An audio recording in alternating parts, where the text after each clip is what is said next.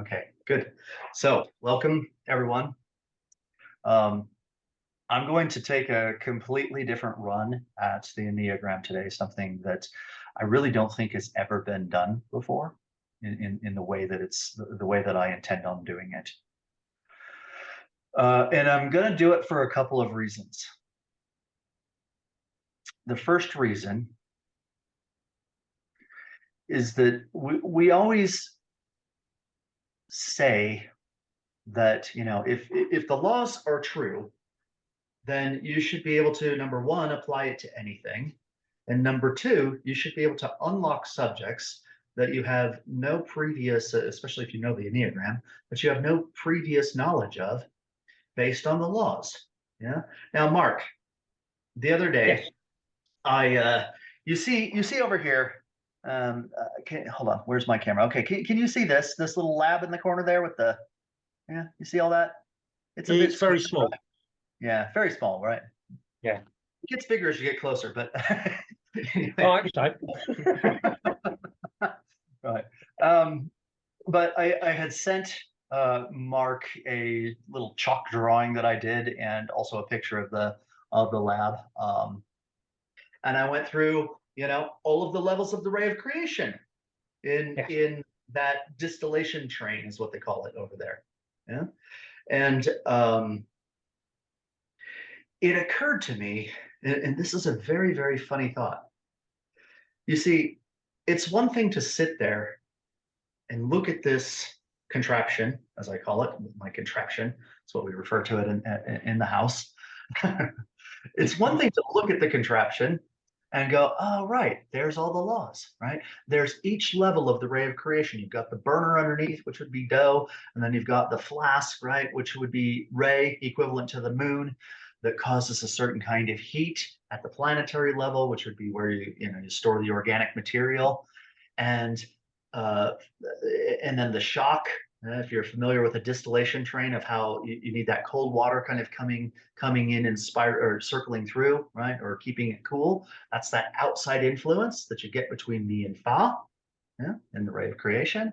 Fa being the chamber itself, and so on and so forth, you see. And so the idea is that you extract this essence, you extract what they call the essential oils, but it's the same thing as an evolutionary journey.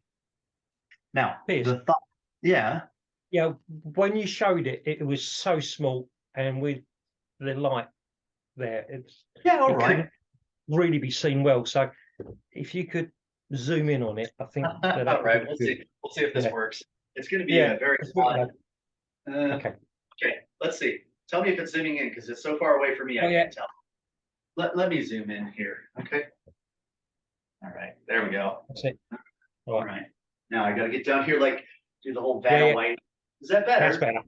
Yeah, that's better. Good. Right. Okay. I'm coming back now. You're gonna. You had a picture of it on Facebook, I think. I think that was as clear as you need it, pretty much. Maybe I'll just keep it zoomed in like this. This is probably better anyway, because then when I walk up to the boards. But okay, so here was the fun thought. It's one thing to sit there and go, right, I see the laws. I see how this apparatus works, and it's according to the natural laws. And I see the as above, so below aspect of the ray of creation in it, or the Enneagram, however you want to look at it, same thing. That's one thing, but it would be an entirely different thing to know the laws and not know how to create a distillation train and be able to work that out from scratch. To be able to know in advance, do you understand? To be able to know in advance what it is that you would need in order, and what you could expect out of it. Yeah, wouldn't that be something? To be able, yeah, do you understand the difference? The difference is, one, extrapolation, right? You can look at it and say, right, I understand this from a cosmic perspective. The other thing is being able to use that. Here's someone, sorry.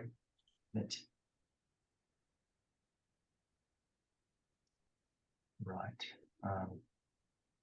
Right. Welcome, Simone. I'm sorry to keep you waiting. I didn't see you in the lobby there. We're just getting warmed up. appears just to know that until you've allowed someone in, it didn't show on It the didn't. Okay, participants. right. Yeah. So I'll have to keep an eye on it then. Okay. Yeah, right. Thanks. Right. So do you understand the difference? It's one thing to be able to have that part of the laws so deeply ingrained in you, in your very core, in your very essence, and be able to extrapolate that to the outside world and go, you know, if I did this, this, this, and this is the result I can expect. Yeah. Mm. That's something. That's when you know that it's actually that you're a living embodiment of the laws itself. Okay. Yeah. Right. So that's my prelude into it. I said that there were a couple of other reasons. So number one, the first reason why I want to approach this differently today is to show that you can unlock any subject in the world, basically, with it. Yeah. Number two, it's because in this type of work, we like to earn our food, don't we? We like to earn our keep, as they say. It's no good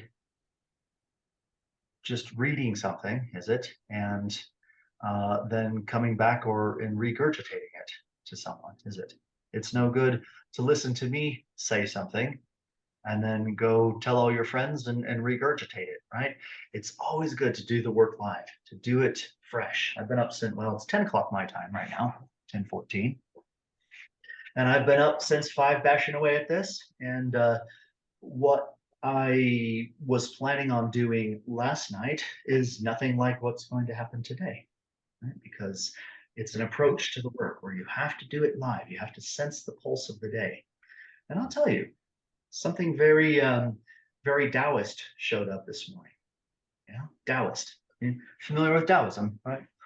Confucius say, and Lao Tzu, the Tao Te Ching, and all these sorts of things. Yeah, something of that nature showed up today, and it does that occasionally because I suppose that's what this work would have been 5,000 years ago.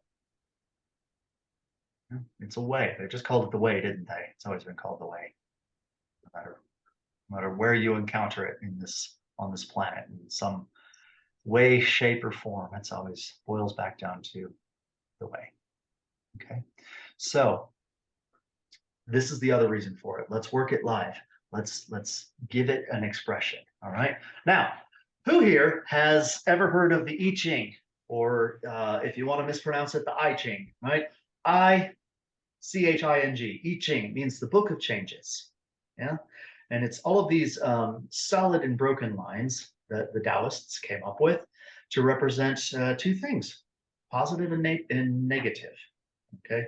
Or as they called it, heaven and earth, right? Because they look up, that's one direction. They look down, that's another direction. That's what they meant by this positive and negative polarity. I'm gonna stand up and move around. This is, I feel like this is going to be one of the most amazing lessons for you. Yeah, that you're gonna walk away from this and just, this will be one that you remember for years to come, I should hope. Okay, so let's do this together. Right. So last time we talked a bit about the law of three. Is everyone able to see me? Good. I can see that. The law of three, where you've got positive, negative, and neutral. Now I'm going to replace the symbology a little bit today. We're going to open up something known as the I Ching, the book of changes. Okay. I said that they consist of solid lines and broken lines. To represent the solid line represents the male, the yang force. Broken line, the feminine. Yeah, and night. This goes back to something you had asked about, right? Where the one vector is intact and the other one is split.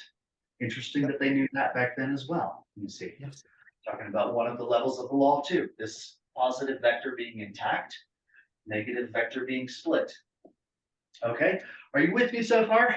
Instead of writing plus and minus, we've just got a solid line, 3 of them in this case, and broken lines to represent that. Now, there's the neutral vector. Now, here's the curious bit. When you explore something like Taoism, you find it very polarity based. Yeah, they have this concept of yin and yang, and this concept of, male, female, up, down, right, left, light, dark, hot, cold, all of these sorts of things. And you would think, okay, right, they got stuck on the law of two. Yeah, this idea of the dualistic aspect. But I'll tell you, they didn't. All right, it goes beyond that. They had the concept and the expression of the neutral vector, but they didn't talk about it. They diagrammed it. All right. And so if you've ever seen the 64 hexagrams that go with something like the I Ching, it's called the Book of Changes. And they use it for divination. Now, what's divination? Who wants to give a stab at what divination would actually be? What's divination all about? Right? There's another group that talks all about the divinatory arts and whatnot, isn't there? Clairvoyance. Okay. Clairvoyance comes into it, for sure. Yeah. To use different faculties and different mechanisms to sense the unseen. Sure. Yeah. That's it. Where would it fit into the Enneagram? Let's put our Enneagram hats on and say, okay, what's divination in the Enneagram? Divinatory. I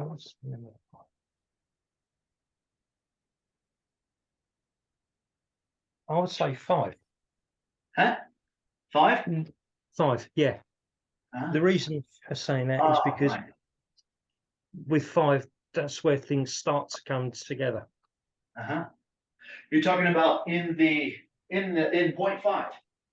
Yeah. Point 5 Enneagram? Yeah. Start up there. Right. Yeah. Yeah. Okay. I'm going to expand your view a little bit. It's actually all lines.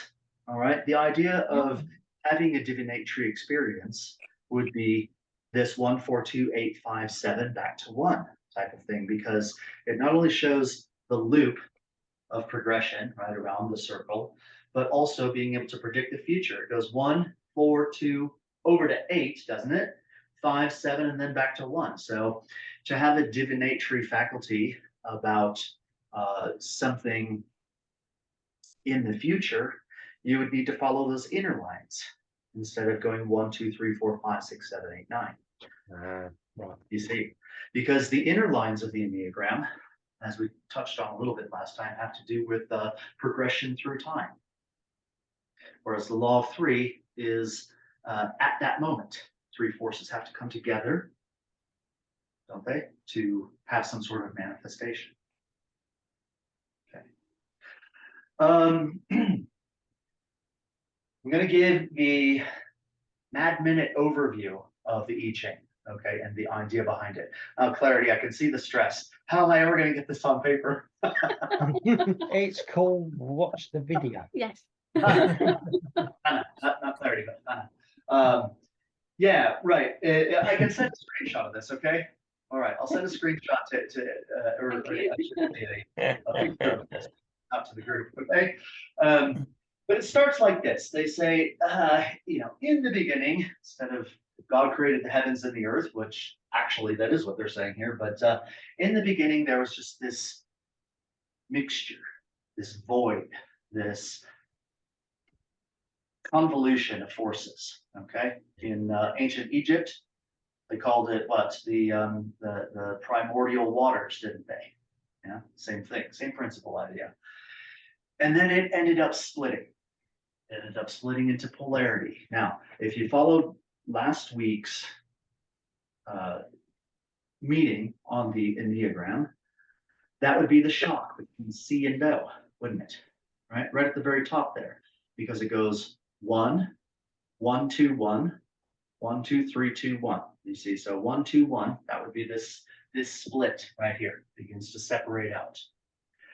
And they say, okay, it separates out into Yang, which is positive, represented by a solid line, and into Yin, which is negative, represented by a broken line.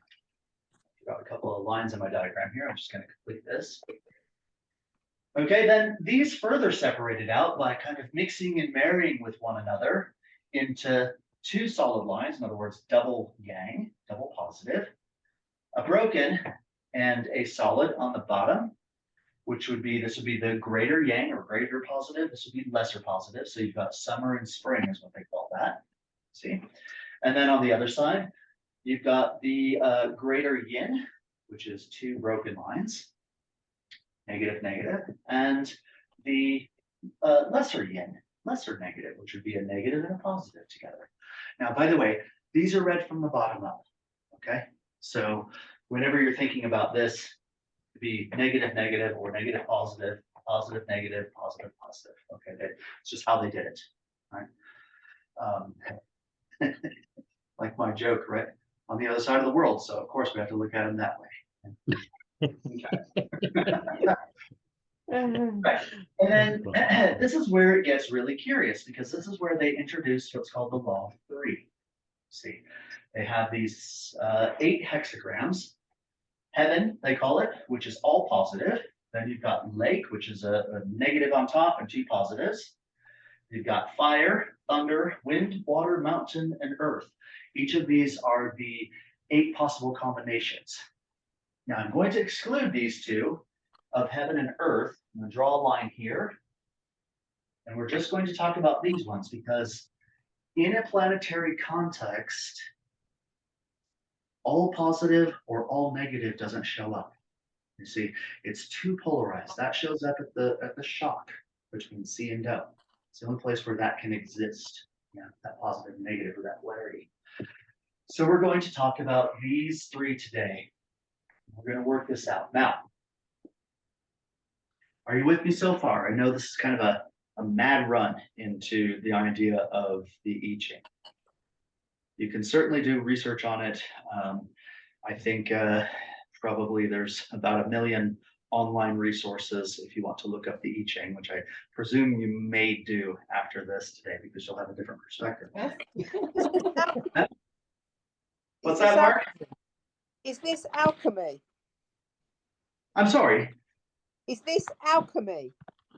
Alchemy, it ties into alchemy, actually. It does indeed, yeah. Curiously, because the Taoist alchemy is very similar to the Egyptian alchemy in almost every respect. There's a reason for that, but yeah, it does. It ties in, I'll probably wrap around to that if there's time for it, because that would be another meeting all to itself, right? Mm-hmm. Mm-hmm. Yeah, okay, so you with me so far? These are the various combinations, yes? Mm-hmm. Now, how many ways are there around a triangle? Does anyone know? 6. 6, that's right, right? You go 1, we'll just label them 1, 2, 3, okay? And so you have 1, 2, 3, 3, 1, 2, 2, 3, 1. That's all in the clockwise direction.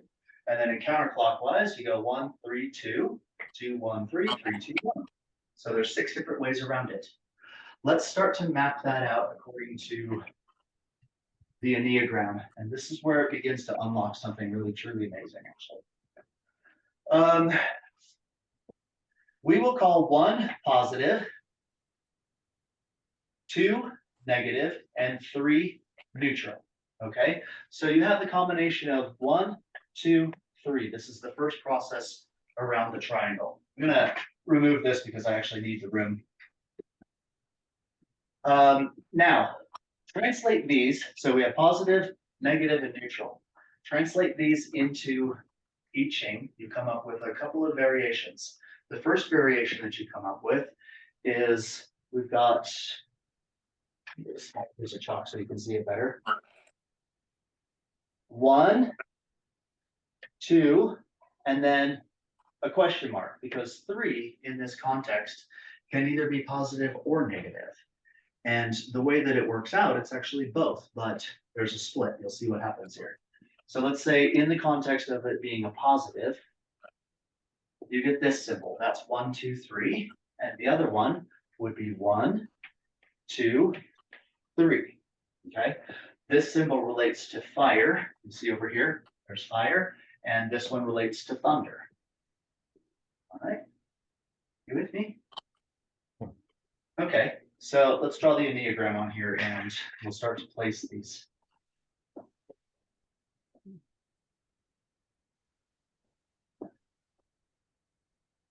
right, so we get these two symbols. We'll go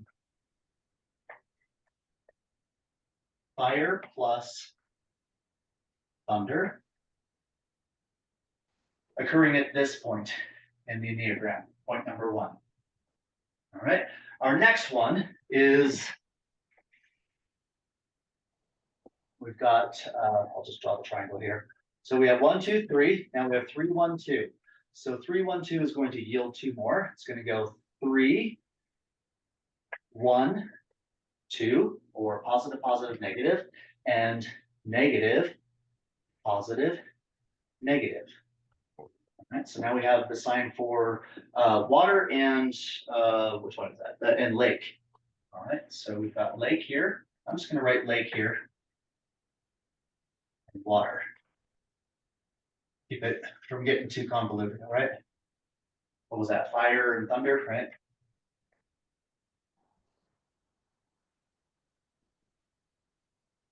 Okay. Now we get to this point, point 3. Point 3 is the opposite of this. We talked about this. The triangle isn't part of the Enneagram until it's completed. The triangle sounds this tone throughout. All right. We started off the conversation right before recording, talking about this resistance, counter resistance, and something neutral coming in. So these 3 points, this would be the concept of change in the face of the positive and negative aspects to it. Okay, so we have 1, 2, 3, 3, 1, 2, 2, 3, 1.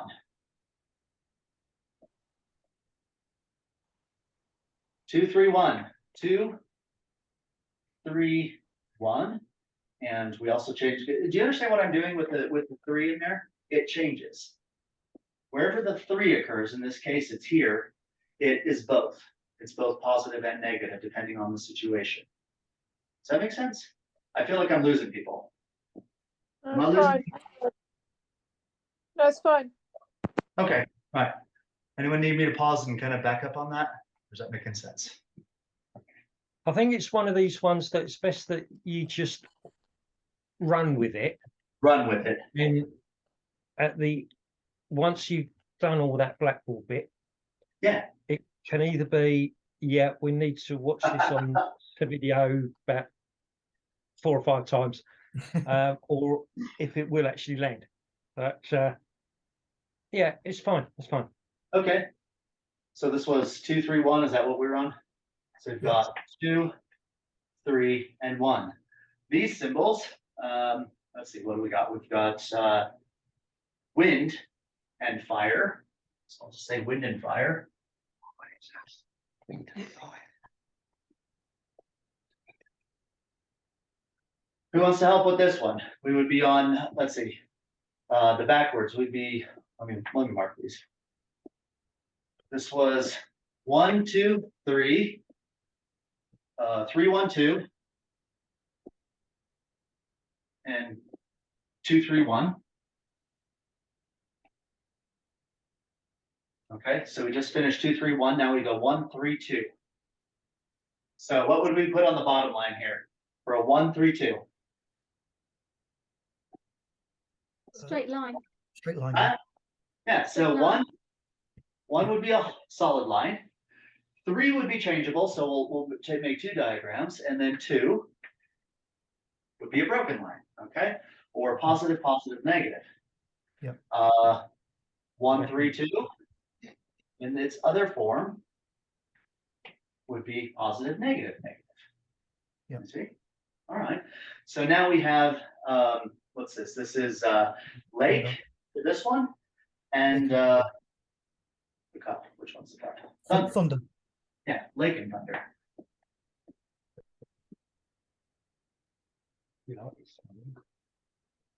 Okay, we only have 2 more to go.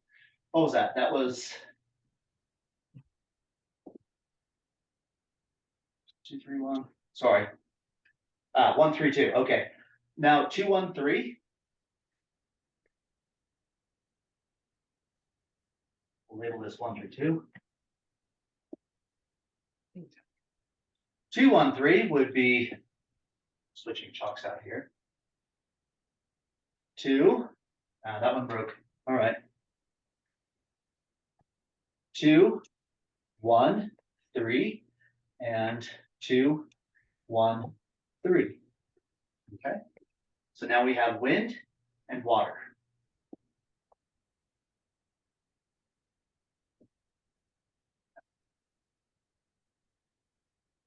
All right, now the last one, 3, 2, 1.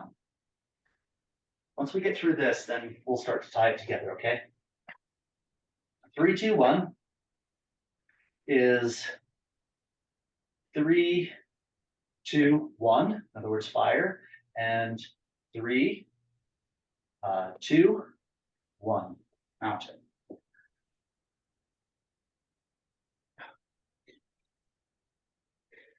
Fire and mountain. Okay? Now let's play around with it. All right, so now we've got a bunch of different combinations in here. And once you begin to look at these patterns, these different combinations in context, you start to see a lot of things can come out of it. You can, first of all, trace, you've got fire and thunder. Does that occur anywhere on here? No, right? None of these repeat themselves. You've got lake and water. There should not be another water lake on there. Wind and fire. Okay, fire and mountain is there. Fire and thunder. You see, so each of these different forces are very unique. That is taking it as their points on the Enneagram in the context. But then you come up with other combinations where you take point 1 and going down to point 4, you've got fire, thunder, and wind and fire. Fire combining with wind, thunder combining with fire, and then you've got more. You see, all of these types of inner lines then begin to express the nature of these. But the question is really, what does it mean? This is going to help unlock a little bit more about last week's, all right? Because when they talk about lake and fire and thunder and mountain and heaven and earth and all these sorts of things, it's important to understand that these are concepts, that 5,000 years ago in China made sense. I'll give you an example of that. One of them is water. Water is associated with danger. Okay, not naturally speaking. It's not like, you pour yourself a glass of water and immediately think danger, do you? Right? But to the ancient Chinese 5,000 years ago, when the floods would come, it would tend to wipe things out, tend to wipe everything out. Okay, and so they began to associate water with danger. Same thing with the ocean. It could be a very dangerous type of place. Thunder. Well, what do you think of when you think of thunder? Surprise, right? Surprise. It's that shock. Yeah. Let's see. Lake. Now, a lake to the ancient Chinese was symbolic of joy. Unlike water, like the torrential rains or the flooding or the ocean, a lake in China is very smooth usually. Okay, very peaceful place, and so they thought of that in terms of joy. What else do we have? Wind, softness, mountain, stillness. Okay, so it's all of these kinds of concepts. I'll stand here so that you can see. Got these written down. So you've got heaven. Can you all see this? Yeah, it left me, didn't it? Oh yeah. I got up too quick. Okay, all right. There we go. That's it. Yeah, you get to see my door for a minute. Okay, so heaven, creative. You could also say transmissive. I'll give you a chance to jot that down. Lake, having to do with joy, right? That kind of peacefulness, an aspect of calmness, serenity, joy. Fire, beauty. It's not just like the campfire, but also just the idea of something being radiant, something being resplendent. All right, this kind of beauty that goes with things. Thunder, arousing, shocking, startling. Yeah, something that catches you off guard, not necessarily positive or negative, or not necessarily like catching you off guard in a bad way. Yeah, but just something that comes as a surprise. Okay, arousing. Wind, softness, gentleness. Yeah, this kind of refreshing coolness that comes to you. Right? Not this blowing wind that tips you over, you see. Water, danger. We discussed that. Mountain, stillness. See, interesting thing. The trigram, these are called trigrams. The trigram for a mountain, where is it? Is here. It's got one yang line, one positive line on top, and two negative or yin lines on the bottom. The idea is that the top of the mountain, in other words, the surface of the mountain, is teeming with life and vibrancy, but underneath it is that solidity. Yeah. All of these actually mean something. Thunder comes across as something very boisterous, doesn't it? Like it's got to have a very yang aspect to it, but in reality, there's nothing behind it. Yeah? People are afraid of thunder when what they really should be afraid of is the lightning. See, there's an expression called a paper tiger. You ever heard the expression paper tiger? And something that seems fierce but isn't. Right? Doesn't have that danger with it. Right. So mountain stillness, and earth receptiveness. Okay. Hannah, did you get those? Yeah, I think I did. Yeah. Yeah. Okay. So now you can be our assistant. Let me move this chair. You can be our assistant to transfer it over to here. This is where it starts to get. So what do we have for fire, Hannah? Right. Beauty, radiance. Yeah. Radiance and beauty, right? What do we have for thunder? Arousing, shocking, startling. Yeah. Okay. So now, what would you think of point 1 in the Enneagram in that sort of context? You see, because isn't point 1 usually about getting something going, right? You're preparing, like we said, preparing the content for the lesson or preparing the kitchen for activity. See, as in the last lesson. Yeah. Do you see this? It's got that nature to it. Fire and thunder. Let's move on to the next one. Lake and water. Lake is what? Joy, calmness, Mm-hmm. and water is danger. Right. Now, where do you suppose that danger comes in? We can see the joy in doing something. You begin to start an endeavor. Yeah. And you begin to get excited. You've got the kitchen all prepared, or you have a kitchen, I should say. Yeah. And then you get it into motion and there's joy. But what's the danger? This is so representative of point 2. It's like mind-blowing that it's like too. If you make if you make a mistake here, you're finished. Yeah, That's right. kind of danger. You can't It's get too past early. Small things. Yeah. Yeah, you can't get past this shock, right? That's the danger. The danger is the abyss in front of you of being able to cross over that shock in the Enneagram. Yeah, very good. Yeah. All right, wind and fire. Hannah, help us out here. Wind is what? Softness. Wind is softness, gentleness, refreshing, coolness. And fire is beauty and radiance. Yeah, right.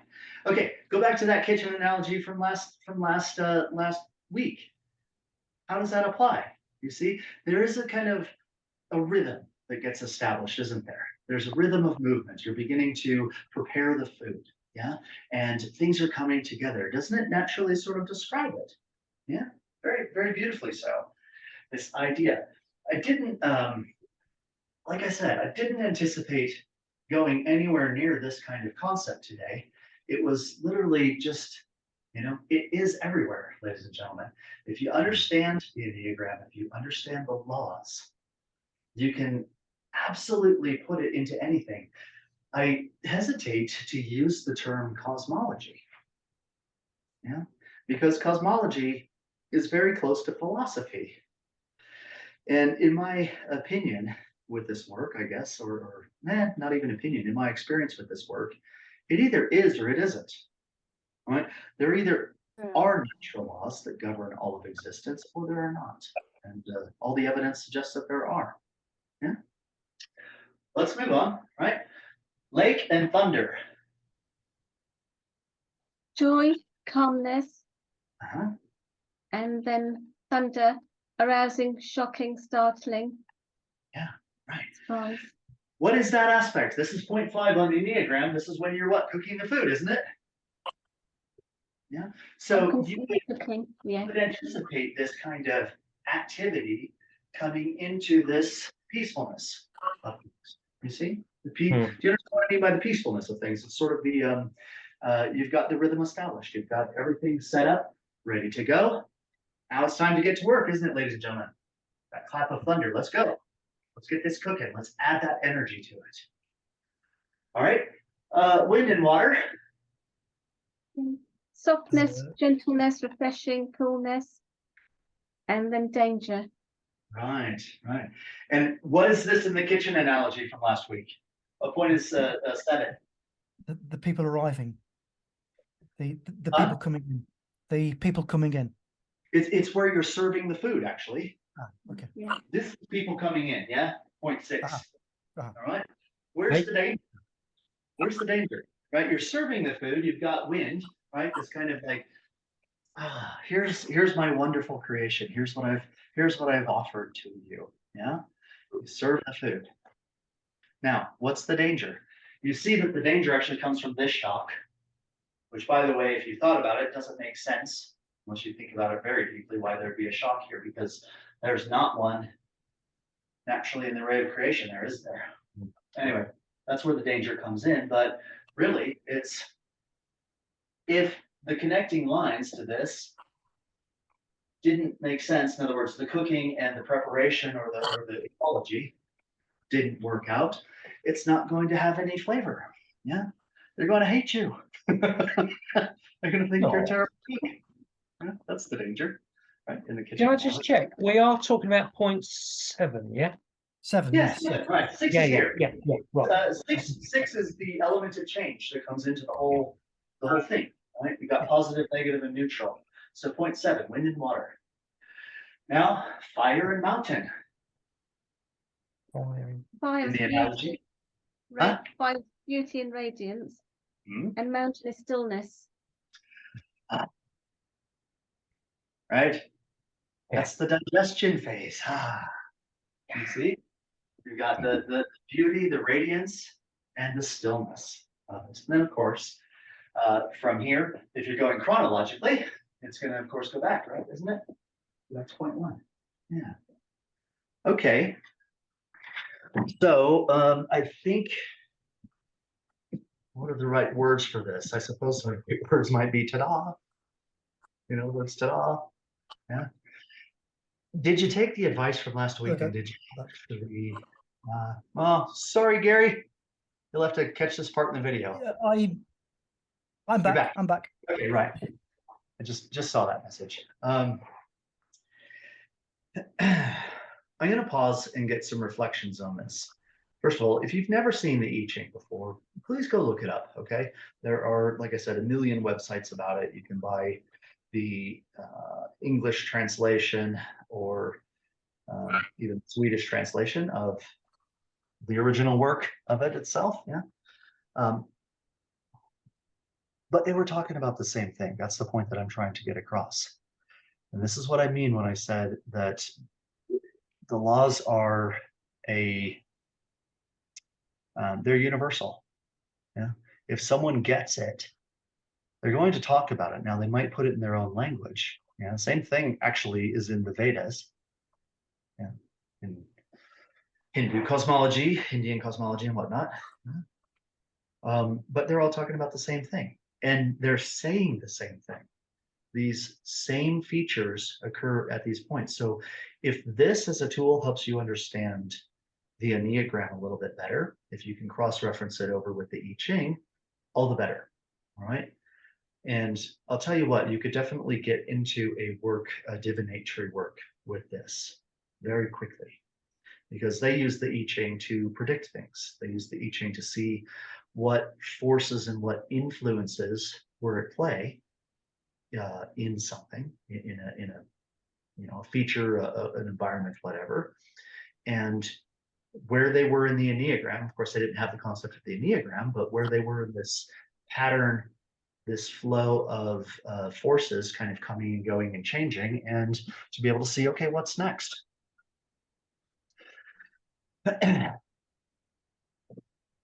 let me put it this way.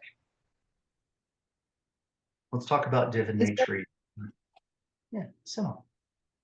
Yeah, is there an equivalent? Is there a Western equivalent to the I Ching? Yeah, Kabbalah, or the Sefer Yetzirah, the tree of life, would be the same thing, actually, same thing as the Enneagram.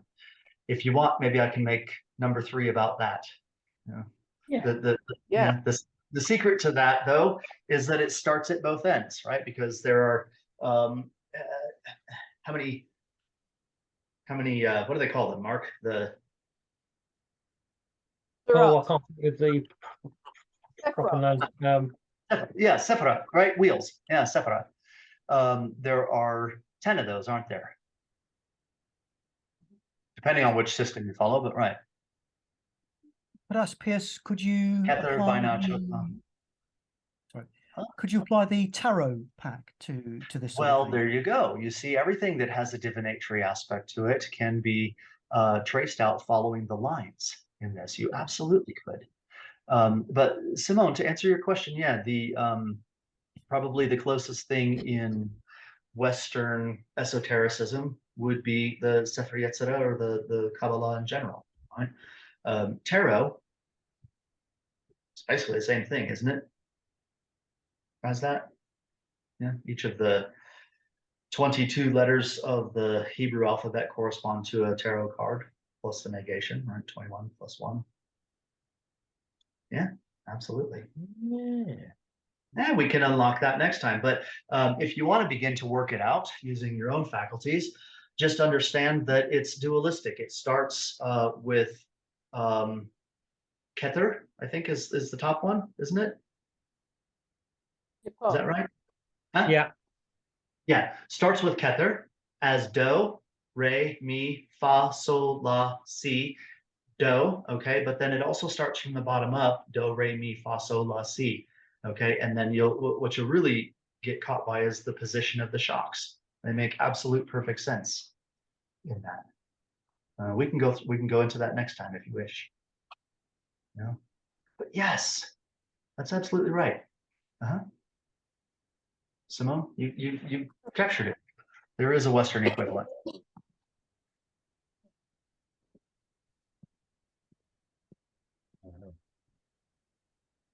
Got about 10 minutes. What do you think? Was this useful? Oh yeah. Yeah. Yeah. You're not going to get this in any book, right? Never. I'll never get this in a book. The reason why is because once you get to the point where you're looking at the laws, the law of 3 and the law of 7 and the law of unity, it's the only 3 that you'll ever have to learn. But once you get to the point where you really have a deep understanding of those, you can look at anything. You can look at, my alchemy contraption over there. More spagyrics, but anyway, you can look at the alchemy contraption over there and figure out the laws that are operating behind it. You can look at something like the I Ching. If you don't even have a frame of reference for it, get a little bit of a frame of reference, and then all of a sudden you're like, wow, it's the same thing, exactly the same. Tarot, same thing. The point is that if it doesn't fall under the laws, it can't exist in this ecology. I mean, in this universal ecology. And by the way, the law of 2 doesn't really exist here. It's always the law of 3. The law of 4 doesn't exist here. It's an expression of a more fundamental law. 5, 6, 7, and so on and so forth. Yeah. All right. Since we have a little bit more time and I don't have questions, I'm going to tickle you with another mystery. All right. You're going to learn what the Enneagram should actually look like. And I also believe this has never been taught before. It certainly cannot find it in a book. Have you ever noted, or have you ever gotten the feeling that this symbol is incomplete? Yes. Yeah. Yeah. Even looking at it, it just kind of has this like it's balanced, but it's not balanced. It's a bit incomplete, isn't it? Yeah. All right. So let's I don't want to do all the work for you, but I think when we add the extra lines in, it will make sense. And we've got 7 to 10 minutes. So let's go ahead and run through that. All right, so we start off with the Enneagram, yes? Now, let's put musical notes around it instead. Gonna make it easier. So we've got do, re, mi, shock, fa, sol, shock, which shouldn't be there, la, and si. Okay, and then back to do. Right? You've all seen this before. This is the question or the thing that I alluded to before of why is there a shock between sol and la when it doesn't occur in nature? Do you understand what I mean by shock? Right? It's a missing semitone. If you look at a piano keyboard, you've got C, C sharp, D, D sharp, E, F, right? There's no, you know what I mean? You're missing semitones, like those two white keys that are right next to one another in two places on the keyboard. One occurs between mi and fa, or C and D, and the other one between C and do. All right, there's no sharp note or no flat note between those two. All right, D and or F and F, yeah, F. Sorry, no, not F. Anyway, it doesn't matter. You understand what I'm saying, right? Yeah, that this is where the shock should be. Doesn't show up here in the Enneagram. What happens is because the triangle is do, it sounds do throughout. And so the way that mi gets to fa is through that outside influence. Okay, something from the outside has to come in. Now, in the example of the kitchen, it's what? The food. Food. Yeah, it's something from the outside has to come in. Got the chef, the food, and the people consuming the meal. Yeah, these three places here. But anytime do sounds, it wants to also start a new octave. You see, and so you've got this is now re under fa because of this do, mi, okay, and then this is the shock for this do. You see, between mi and fa. You understand? Yeah. All right. Yes or no? It starts a new octave here, and so it has to go do, re, mi, shock, fa, sol, la, si, and back to its own do. Okay. Right. And so because of the way that the law of three works, or I should say the law of octaves works, it has to pass that semitone. But what you really got is a situation like this. I'm going to replace these with numbers, and you'll begin to see what the entire diagram should look like. Okay, so 1, 2, 3, 4, 5, 6, 7, 8, and 9. All right, those are the numbers for the first octave in here. This starts a new octave, and so you've got 1, 2, 3, 4, 5, 6, 7, 8. And so what happens is you follow this out. You go 1 to 4. We'll create this line. Back to 2. That line's already there. 8 here. 5. Hold on. Confusing all my numbers. I'm sorry. I messed up. It's not looking right. Let me start this over, okay? I don't want to confuse you on this, but you'll see something amazing emerge, and I want to be able to at least intrigue you with that. Okay, so we'll start off as this is point 1 on the second octave. 1, 2, 3, 4, 5, 6, 7, and 8. Okay, now the pattern goes 1, 4, 2, 8, 5, 7, and then back to 1, which is already there. Now, can you see this shape in here? What is this shape here? You got pentagram. You got Pentagram. pentagram. And not only do you have a pentagram, you've got 3 of them. You can't really see this one. Let's imagine a pentagram on a ball, wrapped around a ball. These explain the idea of the 5 centers and what's required to kind of pass beyond. Sorry, it's looking all over for me. Pass beyond the 5 centers into the other realms, right? We talked a little bit about soul and spirit in our meeting last Sunday, touched on it briefly. We've got 3 pentagrams in there. This is the 3 levels of development following a pentagrammic structure.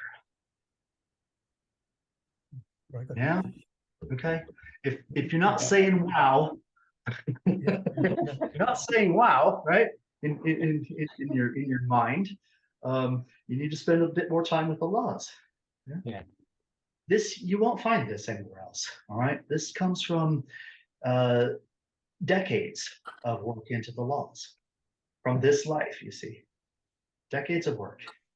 You can get there. You just got to keep working it, keep applying it. Yeah. There aren't 46 laws or 48 laws here. There's not 96 laws on the moon. There's only 3 with a certain number of expressions. Okay. Learn what those 3 are. Learn the law of unity, learn the law of 3, and learn the law of 7, and everything else gets unlocked.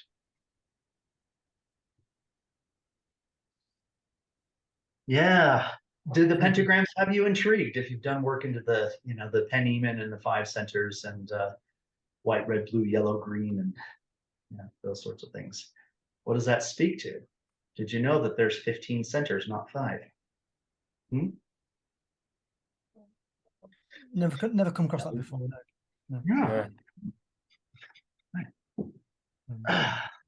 But I guess it makes sense that each center has 3 different parts to it, because what 1 is 3 and 3 is 1. Yeah, right. Yeah. Well, there's all kinds of mysteries about the whole idea of unity, isn't there? The reason why that X was down there for change, right? You had the heaven, earth, and then that X being change, is because those first 2 aren't resolvable. If you take 1 divided by 3, you get 0.333333, don't you? Forever. 2 thirds, or 2 divided by 3, is 0.666666 forever, isn't it? And you would think if you have 1/3 and you add 2/3 to it, that you would get 3/3 or a whole. But if you add 0.3 to 0.6, you get 0.9 forever. You see, it's the idea that the universe cannot resolve, that there's always going to be this motion that's contained in it because it loses just enough to keep that inertia going. It's difficult to think about it in those terms, because if you have 3 apples and you take 1 away, right, that's 1/3, and you move the other 2 to the other side, and that's 2/3, and then you add them all back together, you get 3 apples or 1 bushel or whatever, right? You get that wholeness, that completeness. But the Enneagram and the universe doesn't work that way. You take 1 out and you take the other 2 out. When you try to shove them back together, it ends up becoming almost complete. It's 0.99999, not 1, not unity.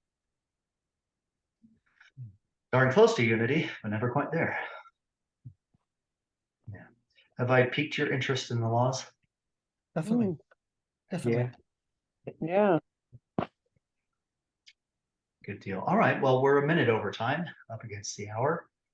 Any final thoughts, questions?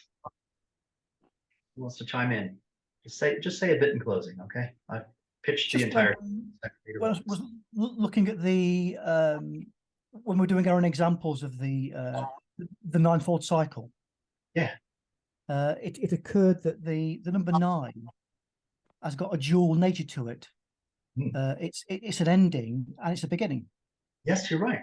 Yeah. You've got the necessity to prepare the kitchen or open the kitchen, but you've also got a necessity to put everything back together again. Yeah. So there's a sort of that. So the number 9, I seem to remember from old evening work, that the number 9 was through with beginnings and endings. I just thought it was an interesting mysteries. Yes, yeah, very mysterious number. Number 9. Yeah. Definitely. Yeah, and this comes back to this idea of the 0.99999, right? When you add the 2/3 and 1/3 back together, It doesn't resolve into its whole. And I would say to that, thank goodness it doesn't, because that would mean creation would roll out like a big red carpet and roll right back up behind itself. It's the thing that keeps it intact.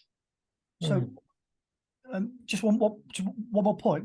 When we're looking at the sevenfold aspect of the sixfold aspect of the Enneagram, that resolves into seven, because there are 6 lines, and yet it's a sevenfold process. Should we be looking at? You mentioned prediction, didn't you? You mentioned future portending. Yeah, linear time goes like this, right? Yes. But the divinatory aspect of time, or what what each of these kind of the influences at play, goes with the inner lines. Right. And I'll leave you with one more bit too, because we mentioned tarot, we Yes. mentioned I Ching, the I Yes. Ching. We should probably say something about astrology, shouldn't we? Right. Count the points where lines cross, and you'll find 12. There's 12 points throughout the Enneagram where lines cross. That's where you get your astrology, and that's also divinatory aspect, right? So it's all in there. That, my friends, is an encyclopedia of knowledge. There's absolutely nothing that's outside of this. There's nothing that you can't get to. If you're reading one of the old Eamon archives or whatnot, or even one of the things that I've written on the website, and you don't know how I got there or how Leo got there, use it. Yeah, you can piece everything back together through this one symbol alone, or 3 symbols in one, I should say. It's all in there, including the great recipe for chicken soup, if you like. I mean, it's got to be in there. That's the laws. Yes, Mark. Vegetarian. All right. Great recipe for split pea soup in there then. Yeah, and the So I've been meaning to say that for a couple of meetings, because we're not all made of cheeseburgers and burgers and right, and things like that. Fair enough. Yeah. Just there's something that, and I might be completely off, with the 3 pentagrams. Is one of them to do with the law of unity, one to do with the law of 3, and one to do with the law of 7? It's one way of looking at it. It is the pentagrammic nature, or that pentagrammic expression, is something that is inherent within the Enneagram. You see, Gurdjieff never drew the actual Enneagram. The actual Enneagram has those lines in it that make the 3 pentagrams. The Enneagram that we know and love, that's in every book and every 4th way school and whatnot, is incomplete, and it was left incomplete for a reason, because that becomes powered. That becomes very powered. Yeah. With the 3 pentagrams on it. Yeah. Well, also, learn how to work that out. Right? Learn how to draw the Enneagram, and then learn how to work those extra lines in there. Because going back to the idea of the I Ching, you see other avenues of divination that weren't in there before, like 8 going to 1, for example, doesn't occur in the incomplete Enneagram, but it does occur in this one, in the completed version. Okay. And then you can start to tie colors in. We have the white, red, blue, yellow, green pentagrammic colors, each corresponding to the thinking center, moving center, instinctive, emotional, and sexual center. And there's a rotation that happens. So I'll just leave you guys with a bunch of puzzles, right? I don't want to dump 30 years worth of work on you, but yeah. Are those centers similar to the chakras? They're very much similar. Kind of going back to that idea of natural law has been expressed in many ways, in many cultures, in many different ways, or many different time frames, right? So we don't often talk about them, but there are 2 higher centers, which would be the higher thinking and higher emotional center. And that would complete the aspect of the chakras, if you also include the shocks, which are part of the Enneagram as well, right? Because then you've got the whole spectrum of it. So yeah, it's in there, right? Including a recipe for split pea soup, as they say. in respect, yeah. Yeah. All right. So question to the group here. Should we keep going? This is number 2 on the Enneagram. Should we keep going on the Enneagram for next week, or should we jump off into some other territory? Keep going. Keep going. Keep going. I'm all for Yeah, staying, keep staying going. with it. Yeah, yeah, for staying with it. All right. Yeah. Well, if you're so inclined to do so, I think I'll probably open up how the tree of life ties into the ray of creation, and we'll talk a bit about the ray of creation itself. All right. Good. How's that sound? Here's the tree of life is the sort of the a little bit of diving into Kabbalah. Is that? Yeah. Right. Okay. Yeah. Yeah. If you Fantastic. still have that writing, I gave you what 3.5 years ago. Keep it, right? I still have it. I still have it. I haven't read it. Don't but I share it still out, have it. okay? Because that gives away the secrets. Also shows that No, I've I'm actually just gonna ask for that. been at this for years, but yeah. Right. Great. Okay, thank you all so much. Great to see all of you. Simone, stay tuned. Let's see, you're on the meetup group in London, is that right? Yeah, that's right. Yeah, I'm in Barnet. Right. Okay. So stay tuned for the announcement for next weekend on there. And I think on that meetup site, I also posted the video for last week's meeting. So if you want to go back and watch what we did last week, then it'll probably tie some things in and give more context. All right. Thanks very much. It's really great. Yeah, Really enjoyed it. Thank you. Thank you. Bye-bye. Thank you all. Pier- Bye for now. Yeah. Pierce, All we're right. going to stay on Bye, this, right? everybody. So Thank you. every Saturday 9 a.m. Pacific. This is the schedule from now on. So I can. Right. So this is an open meeting. Anyone can come to it. And then the Sunday meetings, the tomorrow meeting is for the members, members like yourself and some of the other folks here. So how do we get to that? You just got to register it on this for it on the site. The same. Right. Okay, You registered so- on the app. Go to the site. It's under events. Go to eminentway.org and kind of find it there. Okay, so that's Yeah. and then there's no recurring on it, right? We just have to go every week. Yes. Yeah. Okay, sounds Eventually good. I'll fix that, but it's not really something I can fix. Wix has to do. That's fine. Sounds good. All right. All right. All right. Thanks, everyone. Thank you, Thanks. Pierce. Thank you very much, everybody. Bye-bye. Nice to see you. Bye-bye. Right.